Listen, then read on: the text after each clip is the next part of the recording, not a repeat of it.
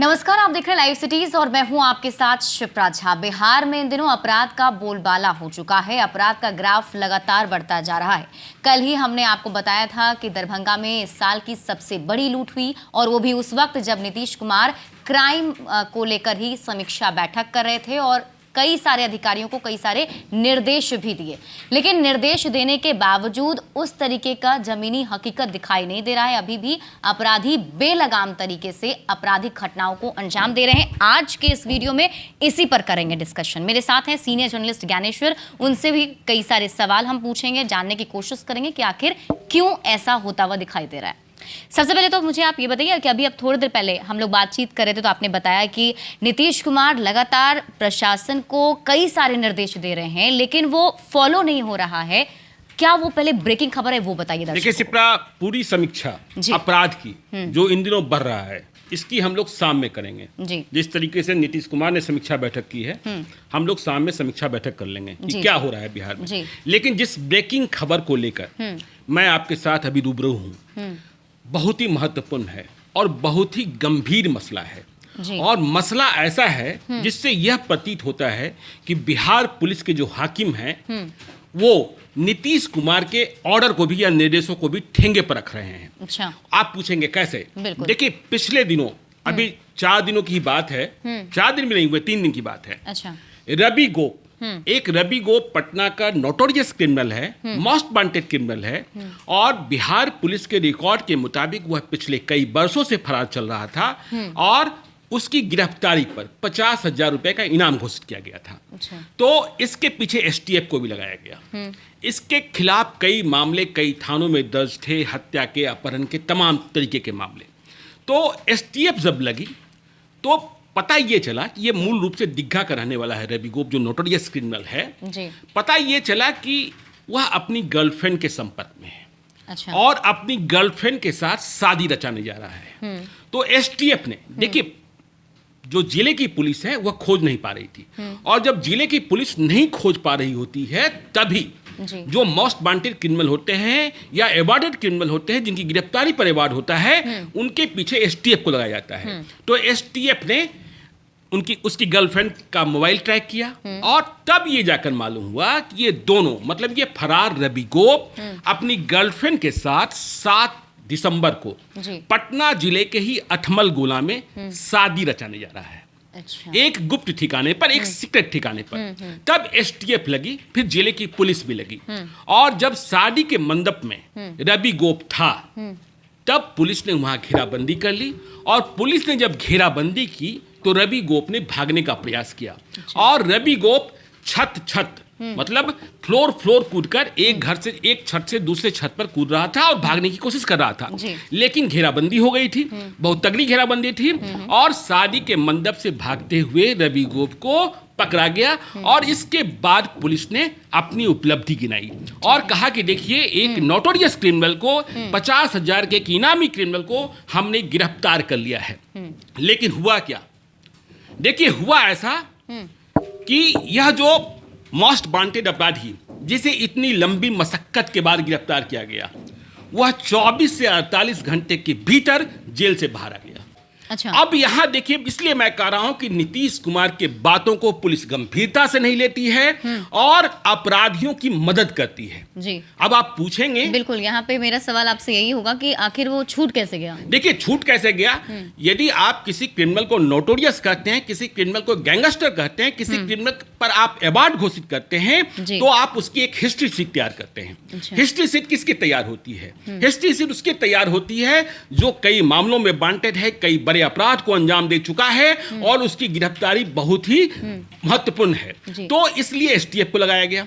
अब देखिए, जब गिरफ्तार हो गया तो उसे जेल किस मामले में भेजा गया? होना यह चाहिए था कि जितने मामलों में वह फरार था उन सभी मामलों को में उसे जेल भेजा जाता, लेकिन उसे एक छोटे से मामले में, उसके खिलाफ दानापुर में हत्या का मामला था, उसके खिलाफ किडनैपिंग का मामला था। अच्छा। और ये आरोप थे कि वह पैसे लेकर जमीन कब्जा कराता है। तो उसे गिरफ्तारी के बाद अखबारों में सुर्खियां बटोर ली, मुख्यमंत्री नीतीश कुमार की निगाहों में भी चले गए होंगे लोग। लेकिन हुआ दूसरा कुछ, उसे देखिए एक साजिशन, एक छोटे से मामले में जेल भेज दिया गया, बहुत छोटे से मामले में। जो गंभीर अपराध उसके खिलाफ थे उन मामलों में उसे जेल नहीं भेजा गया, एक छोटे से मामले में जेल भेजा गया। और यह छोटा मामला ऐसा था जिसमें उसने देखिए पूर्व तैयारी के तहत, अच्छा। मुझे नहीं लगता है कि इसमें पुलिस अधिकारियों को नहीं पता होगा, यह बात मंजूर नहीं की जा सकती है। जी। उसने कोर्ट में बेल मांगी, कोर्ट में बेल ऐसे नहीं मांगी। मामला मैंने कहा ना, बड़े मामले में उसे जेल नहीं भेजा गया, छोटे मामले में जेल भेजा गया। और जिस मामले में जेल भेजा गया उसमें जो मुकदमा करने वाले होंगे, जो एफआईआर करने वाले परिवार होगा, उससे रवि गोप के लोगों ने सुलहनामा दाखिल करा दिया। अच्छा। अब रवि गोप ने सुलहनामा दाखिल करा दिया तो कोर्ट ने कहा कि यह मामला खत्म और वह जेल से छूट गया। तो बताइए, आप जिस अपराधी को गिरफ्तार करने के लिए 2 वर्ष 3 वर्ष तक मशक्कत करते हैं, जिसके पीछे एसटीएफ को लगाना होता है, जिसके लिए इतना लंबा ऑपरेशन चलता है, जिसकी गर्लफ्रेंड को आपको ट्रैक करना पड़ता है, शादी के मंडप से उठाना पड़ता है, उसके बाद आप वाहवाही लूटते हैं और उसे एक अदने से केस में जेल भेजकर उसके बेल का रास्ता आपने ही प्रशस्त कराया है पुलिस वालों ने। बिल्कुल। तो अब जब ये सब कुछ हो चुका है तो अब क्या लगता है आगे क्या होगा? देखिए, 7 दिसंबर को गिरफ्तार होता है और 9 दिसंबर को वह जेल से बाहर जाता है। अच्छा। देखिए, जिसे आप क्रिमिनल कहते हैं वो एंटी सोशल एलिमेंट होता है, उसका भय होता है ना, उसी भय के बहाने वह समाज को डराता है। अब रवि गोप जैसा अपराधी जिसे इतनी मशक्कत के बाद गिरफ्तार किया गया और अब वह आजाद होकर, जबकि उसके खिलाफ अब भी मामले हैं, वह बाहर आ चुका है, तो जिनके बीच वह भय और खौफ पैदा करता था, अब तो वह और कहेगा ना, देखो ना पुलिस वाले की औकात क्या है।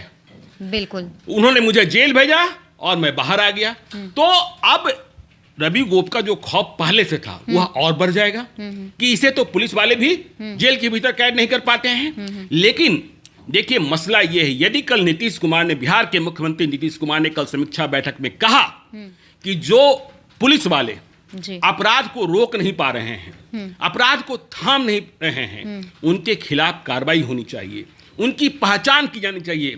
तो अब सवाल ये पैदा होता है कि इसके लिए वे कसूरवार किस रूप में दंडित किए जाएंगे जो इसे बेल दिलाने में मददगार रहे। यदि कोर्ट में आपने सारे मुकदमे जो इसके खिलाफ लंबित थे जमा किए होते तो यह जेल से नहीं छूटता। और आज यदि कोई अपराध करता है, फिर से अपराध करता है, फिर से कोई हत्या करता है, लूट करता है, डकैती करता है, अपहरण करता है, तो क्या इसके लिए उन पुलिस प्राधिकारियों को भी मुजरिम नहीं बनाना चाहिए जिनकी मदद से यह जेल से छूटा है? तो ये बड़ा मसला, मैं फिर से कह रहा हूं, ये हालात इसको बयां करते हैं कि नीतीश कुमार की बातों को भी बिहार पुलिस के हुक्मरान गंभीरता से नहीं ले रहे हैं। डिसिप्लिन खत्म होती दिख रही है, अपराधियों की मददगार बनती दिख रही है। यह रवि गोप का जो उदाहरण है, एक नोटोरियस क्रिमिनल जिस पर आपने इनाम घोषित किया और मशक्कत से गिरफ्तारी होती है और वो 48 घंटे में जेल से बाहर चला आता है, ये क्या मजाक है भाई?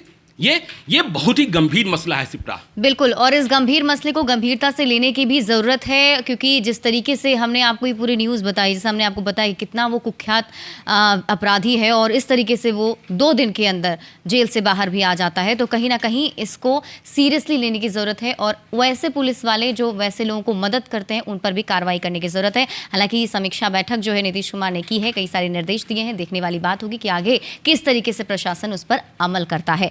ज़्यादा अपडेट के लिए आप जुड़े रहिए लाइव सिटीज़ के साथ, और अभी तक अगर आपने हमारा यूट्यूब चैनल सब्सक्राइब नहीं किया है तो सब्सक्राइब कर लीजिए। ये वीडियो अगर आप फेसबुक पेज पर देख रहे हैं तो पेज को लाइक कीजिए, साथ ही साथ आप हमें ट्विटर पर फॉलो करना बिल्कुल मत भूलिएगा।